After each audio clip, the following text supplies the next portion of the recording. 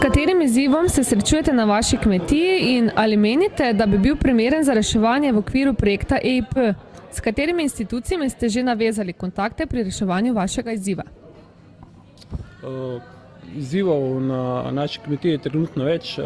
Največ pozornosti bi rad po namenu trenutno konzervajoči obdalji ta oziroma prehodu iz konvencionalno konzervajočo. Glavni problem tukaj je pomanjkanje izkušenj in znanja.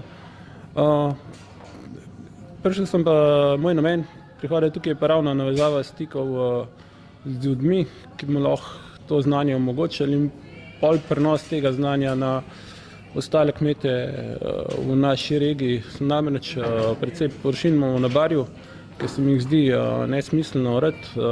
Bi rad z dobrim zgledom dosegel, da bi se ta konzervajoča obdelava oziroma obdelava brez oranja prenesla tudi na ostale kmete.